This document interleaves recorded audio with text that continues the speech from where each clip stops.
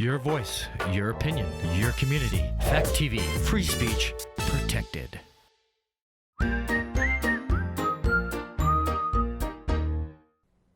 you sick of looking at Netflix and you don't know what to watch? So many movies out there, you don't know which ones are good, which ones were bad. You curious about what's out there? I'm Joey Powers. I'm Don Tretler. This is The Best Pictures. The ones you don't want to miss. Hit it. Say hello to my little friend.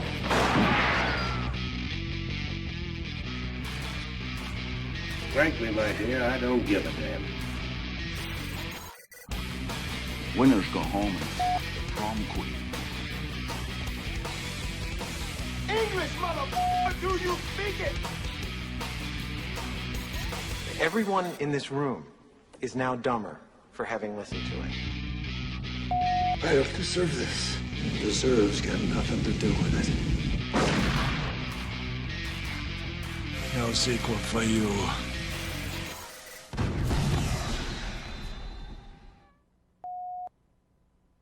Hi, and welcome to another episode of The Best Pictures. I'm one of your hosts, Joey Powers. And I'm Don Tretler. Welcome to the show. I did not mention The Best Pictures in that because, unfortunately, your season ended last week for the Mets, and mine ended last night for the Yankees. They were swept by Houston. Other than Game 3, which Houston took it to the Yankees pretty good, it was a pretty competitive series, and the Yankees just couldn't find a way to close Houston out. But I had mentioned, you had texted me this morning and mentioned to you that I wasn't surprised. Houston's had the Yankees number for a while. This is their fourth World Series appearance now in the last 6 years, and this was their sixth consecutive ALCS appearance. So, Right. it's not like the Yankees lost to a crappy team. Houston's been there for a while. And they're doing it with different players because Houston has let a lot of their big superstars go. George Springer. Garrett Cole. Cole. We took Garrett Cole, and it didn't help us beat him. So Carlos Correa. they just keep. Dusty Baker's always been a good manager, I think. Oh, yeah. And Altuve's, he's pretty much the face of the franchise. Him and Verlander, Verlander's getting up there, but. I don't even know. We would talk about this before the show. I don't even know who most of the people who play for Houston. No, it just seems like it changes all the time, and somehow they just make it a winning combination no matter what. So, good luck for them. And how about the Phillies? I'm kind of surprised how easily they got rid of San Diego. And 5 games, So, that's... Well, they were due to get hot. They were kind of like noodling around all season long, and they've been noodling around for several seasons. I was mentioned to you before that they've had a good lineup, especially since they got Bryce Harper. They signed a couple of Nick Castellanos and Kyle Schwarber last year. Yep, Schwarber's had a good year. So they have great offense. Aaron Nola and Zach Wheeler, heading up your pitching staff. Yeah, that's as good as it gets. That's pretty solid, yeah. It all came down to bullpen. So the last several years, they have had a lousy bullpen. They must have rectified it, though I can't tell you who's in their bullpen. No, I couldn't either. I don't really. I really don't even follow the American League. I literally just follow the Yankees. I don't care about anyone else in baseball. It doesn't matter to me. Well, I had a fantasy team, and I had a lot of the Phillies. I had, JT Realmuto. I had Bryce Harper, Kyle Schwarber. For a little while, I had their second baseman. You had some of their good ones, like yeah. their best players. Yeah. So it makes you want to follow them a little more closely, I would say. Are you going to watch the World Series? I didn't even watch any of the games. The only game I watched in the playoffs was the first Mets game. Oh, wow. When I texted you from the bar, me and Colin were watching that game. Because I thought they should have sent someone. And you said absolutely. And I was like, yeah, that was the only time I watched baseball all playoffs. Because I don't have cable at home. I thought about it last night, and then oh, no, not last night, the night before, when Cole pitched. And then I saw that Bader made the error, and that got down, and I was like, I'm not going to go there and just get heckled by all the Red Sox fans. Everybody's posting, like, oh, the Red Sox didn't make the playoffs, but at least we can root for the Yankees to lose. It's like, and that to me is a typical Boston fan. It's like, oh, well, we may not have won it, but you know what? At least the Yankees aren't going to win it. It's like, that's a loser's mentality. A winner's mentality is, you know what? My team's here. I'm going to be mad if they don't win it. And I am mad that they didn't win it. But I'm not rooting against somebody else. I don't care about anybody else, Right. I'm a little bit bigger than that, It's like, I don't care. Red Sox didn't make it. Even if they did, I wouldn't care if they were still in it or not. As long as if they're playing the Yankees, then I care. Other than that, I don't care who else is playing. That's just how I've always been. I'm a Miami fan. I'm a Miami Hurricanes fan. I'm still pissed that Duke pounded them on Saturday. Miami to me is the Mets to you. Yeah. That's my team in all sports, Miami. And they got beat 45-21 by Duke on Saturday. So. Yeah, well, once the Mets little got angry about eliminated, I haven't gone out of my way to see any games. No, exactly. Don't you root against anyone who's against the Patriots? That's football. Yes, I do. In football, yes. Because I absolutely hate the Patriots. And honestly, Colin just brought up a good point, because where are all those people that turned into Bucs fans? Where are they right now that the Bucs are 3-4?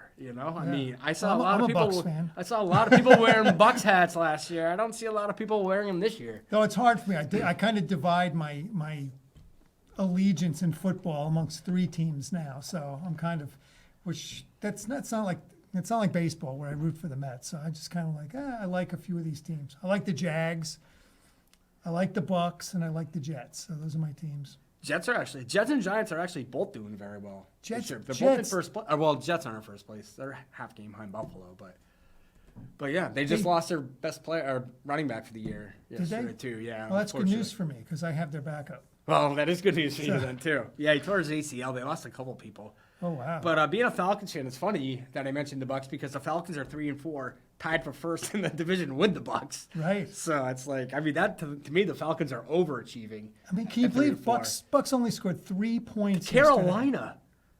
And Brady was healthy. I mean. Yeah, I don't know. I mean, well. Maybe he was drunk. I don't know what the heck. How does his team only score 3 points? Maybe he's regretting not retiring. They're behind at the half, and I thought, it doesn't matter. Tom Brady is going to be playing the second half. He'll make them competitive. No. Well, look at the Packers losing to the Commanders with a healthy Aaron Rodgers. I mean. Well, he's not the whole team. Anyone that says that them needing a receiver is the biggest issue, there's more issues than that. I mean, Devontae Adams is good, yes, but, I mean, when you're losing to Washington, I mean, a team that you're talking at the beginning of the season being a Super Bowl contender, and, they're probably like 2 games behind the Vikings now. Yeah. So. Yeah, Vikings only lost 1. Yeah, I think the Vikings were off this week, too.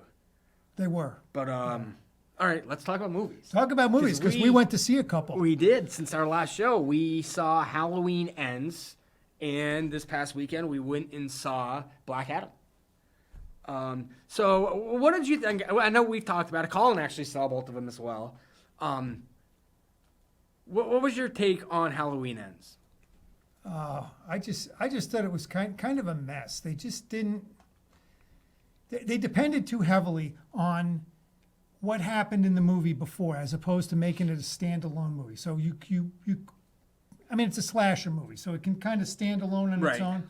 But they several times brought back flashbacks of stuff that happened the past couple movies, and I was like, And then they brought up. Well, I don't know. I don't want to ruin it for people, but it was like a new killer. If they go see it, it's going to be ruined for them anyway. Yeah. So, I mean. They had this new guy killing people, too, in addition to Michael Myers. And it just was kind of like, I don't know. They just didn't add anything to it. I mean, Halloween is my favorite horror franchise, and this movie sucked. I thought it was terrible. Like, it was dumb. It was just completely pointless. I mean. It opened at $40 million, which was definitely the lower end of their expectations, but still huge compared to what the box office had been previously over the previous 9 or 10 weeks at least. Right. But yeah, I mean, word of mouth, they went from 40.13 million in its opening weekend, and it only made $8 million in its second weekend, which is a huge drop. So I mean, word of mouth obviously isn't good. I'm on it right now on IMDb. It is 5.0 even, which is not good. I mean, I own every single Halloween other than Season of the Witch. This will be the second one that I do not own. It wasn't particularly scary. I read a review of that where they said none of the deaths were, the killings or whatever, which is what people go for, were particularly original. They said outside of the DJ, which I was trying to rack my brain. I forget how he got killed. I know he went into the radio station. Right, and he ripped his tongue off, pretty much. But there weren't a lot of killings for a Halloween movie, and the ones that aren't as graphic as what they like. The first remake with this director that did this previous the last 3 of this trilogy was very violent, and it was a really good movie. I mean, it was like the plot was good, the acting was good, and it was really violent and really scary. And Halloween Kills was definitely a step down from that, and Halloween Ends, I kind of wish I didn't even see it. Yeah. You know, because it just Well, do you think it's going to end? Do you think there's going to be a sequel? no, there'll be no. I don't think there'll be a sequel. There'll be a reboot, but I don't think Jamie Lee Curtis's character will be back. Well, you know, Colin pointed out, he was paying real close attention to this, that there's a point where they show like the headstones, and that guy supposedly that was killed, he didn't have a headstone. So that makes you wonder. Maybe, who knows? That I makes you mean, wonder. because if Michael Myers is still alive, I want to see how they're gonna make that be. Oh like, yeah, how they're going to make Michael Myers live yeah, again? because he got killed. Like, Yeah. you know, so I don't know how they're gonna do that. Well, I don't. But I certainly wouldn't recommend this movie to anyone. You know, I mean, No. definitely a waste of money, waste of time. I mean, we even traveled. I mean, it was only Springfield, but still, like, it was definitely a waste of gas money, waste of time. Yeah. Well, and then we saw Black Adam. Definitely better than Halloween Ends. I know you weren't big on it at all. No, and I don't know. Like, you know, I was trying to work out in the morning, so I don't know if I like wore myself out. I was falling asleep during the movie, but this is what happens to me during a lot of these like big action movies. I fall asleep on all the Lord of the Rings. I fall asleep on the new Star Wars movies. I don't know, explosions and stuff. It just can't keep me awake. So It did seem like it was a little over the top. I was lost in the story, you know, like this whole backstory about the slaves, and they had to make a crown for the demons. I was like, oh, the hell with this. I have no, like, I will say I definitely did like it better than I expected because I did not have any like high expectations at all for it. But I enjoyed it. You know, I don't know if I'd watch it again, but I don't like regret seeing it. Yeah. And it was nice that it was in Bell's Falls, so we didn't really have to travel anywhere or anything. And Colin liked it, and he's a fan of the DC movies. Right. So Not necessarily The Rock, yeah. but DC. Yeah. I mean, I like DC movies too. This wasn't one of my favorite DC movies for certain. But like I said, yeah, I definitely liked it more. And they brought in some of those other superhero guys who I'd never seen in the movies. Hawkman. Oh yeah, I didn't know. I had no like history of Black Adam whatsoever. All those characters are completely new to me. All of them. What was the other guy? Dr. Fate. Pierce Brosnan's character. Yeah, was he Doctor something? Yeah, like something. that? I don't remember what it was. Professor Fate. I don't know. But there was another film that opened this weekend, Ticket to Paradise, the George Clooney, Julia Roberts movie, which was seen as counter-programming to Black Adam. It actually opened to $16.3 million, which is a lot, which exceeded expectations, especially for like a romantic comedy starring elderly. I mean, I wouldn't necessarily say elderly, but you know, you're not really necessarily drawing romantic comedies with people that age, I guess. Right. But I guess the average age, like over 65% of the audience was 35 and older. And they gave it good reviews, and it had already done over $80 million overseas because it's been playing for like a month.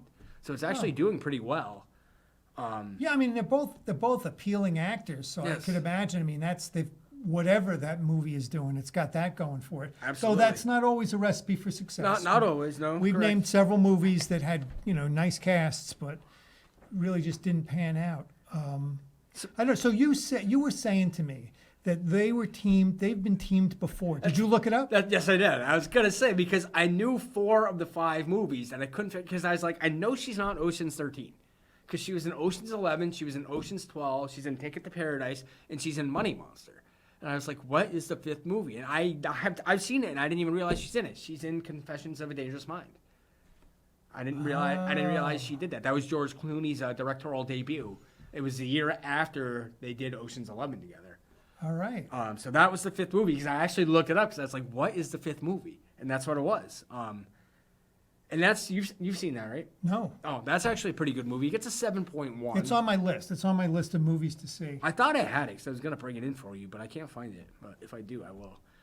But yeah, it's Sam Rockwell, George Clooney, Drew Barrymore, and Julia Roberts. It's George Clooney's first movie he ever directed. It was pretty good. Didn't he direct that one about? I was gonna say Walter Cronkite. Well, not Walter Cronkite. Oh yeah, the other Good Night guy. and Good Luck. Yeah. That was after. That was like 2006, I want to say. Oh, okay. Confessions of a Dangerous Mind, I think, was 2002. It was literally right after Ocean's 11. 2002. I don't know how I missed it, but I did. I did definitely miss that movie. And, Well, and it's like I said, it's on my list, so I've been anticipating seeing it. I think it was a straight to video. I don't think it was released in theaters. Oh wow. But it That's was the Chuck Barris thing. yes, Isn't it? Yeah. yes, it was pretty good. I mean, Sam Rockwell, I think, is a pretty talented actor. He was great in that movie. I didn't like it first, and then I watched it again and actually liked it quite a bit. The 3 Billboards. Billboards, yeah. I actually watched that again, and he was great in that. He definitely deserved an Oscar for that, as Yeah. did Frances McDormand. I didn't like his. Well, I think he's in a couple movies. Now, new movies. The one, See How They Run, which I wasn't big on that movie. You That- needed to know the references, so Yeah, it's kind of see, like funny. that's kind of what I thought. Is that I don't think that would be my type of movie either. What about C, not W? What's the other one? About George Bush and Dick Cheney. Vice. Vice. Was he good in that? They're calling in. Yep. Oh, we got a guest. People want to dispute Yep. us. They want to talk about Halloween Ends. Did you see that? 'Cause he was nominated for supporting actor. Yeah. And was he pretty good in that? Oh yeah. He, it's Christian Bale. Christian Bale was playing. Who's good in everything? Oh yeah. Who's Christian Bale? He played what's his name? I can't. Cheney. Cheney, right? And He was all made up. And he's what? He's Rumsfeld. Right. Yep. Yeah, it was good. But yeah, no, I haven't seen that. That was that David O. Russell as well? I think it is. Because that's got a pretty good cast too. Steve Carell's in that too.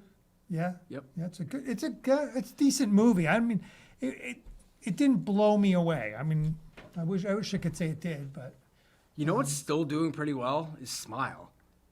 yeah. It's in like the mid '80s now for like a small budgeted horror movie. Hilary Swank's famous, but I mean, she's not like, I don't know. A lot of people are gonna be like, oh, she's in that movie. I gotta go see it. But it's holding up pretty well. It's in front of Halloween again already. It already held up better than Halloween has. And this is what happened with I can't think what the one was.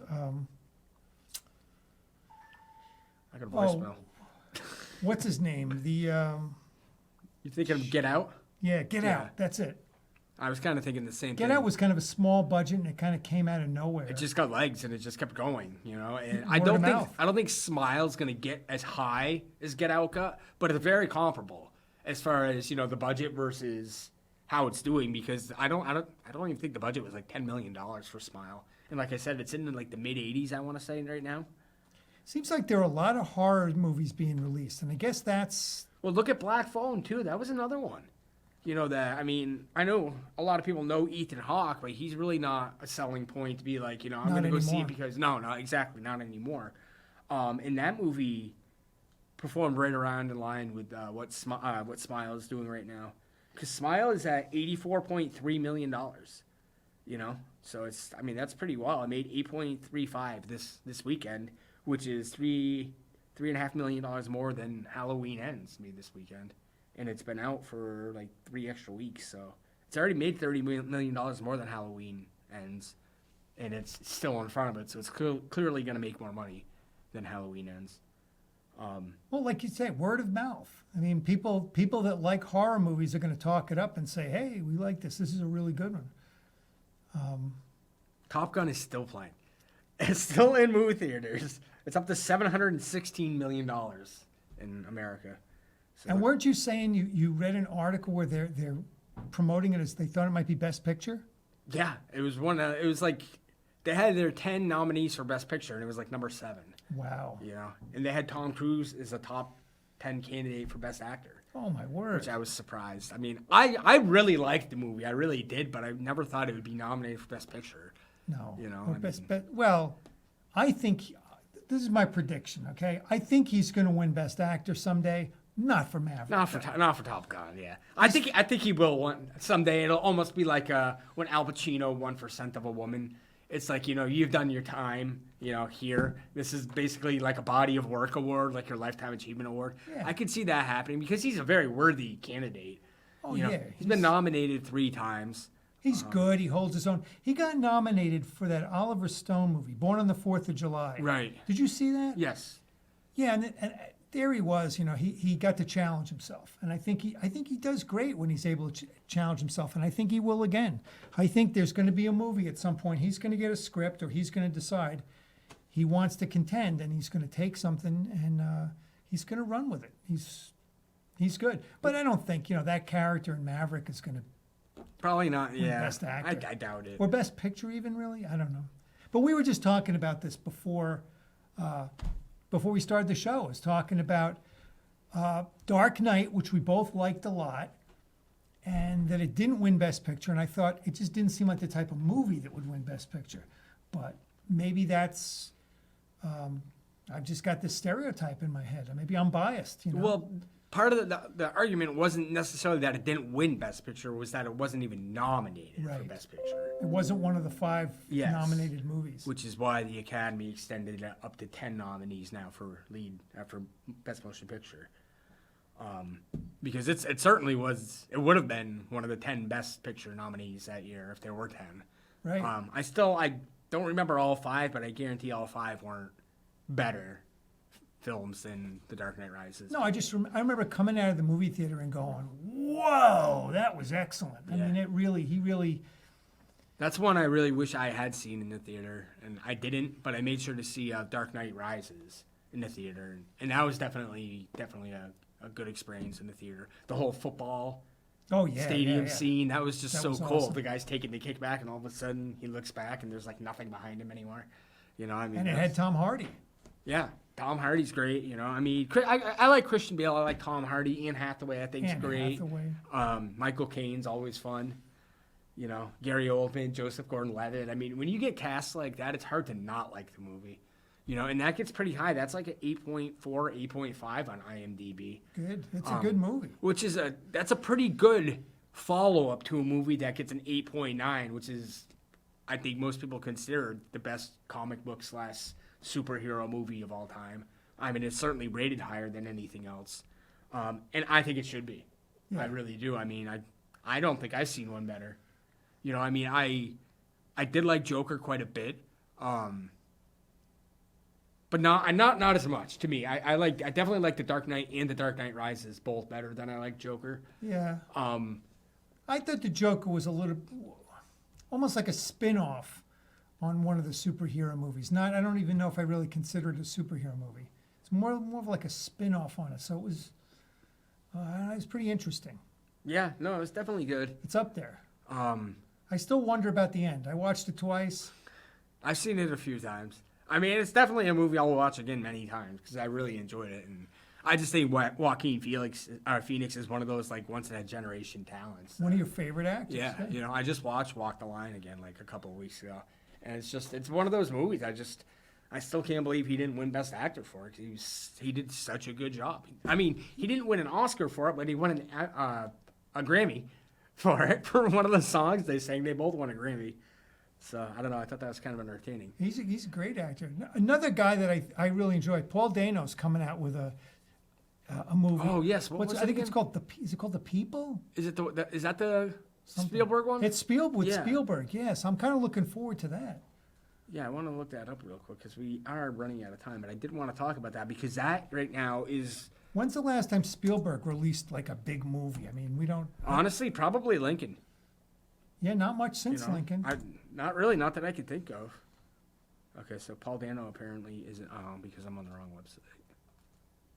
Yeah, so Paul Dano, I think he's a great actor. I look forward to his stuff. Tom Hardy, I've looked up his stuff, and he's just tended to go to like more action movie type of stuff. He's decided he's an action movie actor, not a serious actor, I think. Or at least maybe he just wants to have fun and do his action movie stuff now. The Fabelmans. The Fabelmans. I'll give you... Growing up in post-World War II era Arizona... I hate it when it does that. Come on. A young man named Sammy Fabelman discovers a shattering family secret and explores how the power of films can help him see the truth. Directed by Steven Spielberg, written by Steven Spielberg and Tony Kushner. Michelle Williams, Gabriel LaBelle, Paul Dano. Gets an 8.3 on IMDb already, even though it doesn't release until the 6 people have seen it. Till, They all liked it. Until it doesn't get released until November 23rd. So, but it somehow gets an 8.3. But yeah, this is definitely like the early front runner for Best Picture. I mean, most Spielberg movies released around this time of year generally are the front runner to be Best Picture nominees. There's not much being released this coming weekend. It's I looked it up, and the only movie that I could remember is Armageddon Time with Anne Hathaway. Right. So I think, yeah, it's probably going to be a repeat, I guess, for Black Adam, probably leading up to Wakanda Forever. And then it'll probably be Wakanda Forever leading up until Avatar. So. Now we've seen we got to see the trailer for that, for Wakanda Forever. Did it draw you in? No. No, as many times as I've seen it, it's not drawing me in. And It's not making me want to see it. Honestly, I could say the same thing for Avatar too, though. Yeah, that's not really... But I still haven't seen the first one. But I don't know. It just doesn't seem like either one of them interests me. I don't know. We'll have to figure out something to talk about next week. 'Cause it's not really a big release next week or this week coming Maybe up. we'll get to go to the movies between now and then. Find something else to watch. But this has been our episode of the Best Pictures this week. I'm one of your guests, Joey Powers. Hey, and I'm Don Tretler. These are the ones you don't want to miss.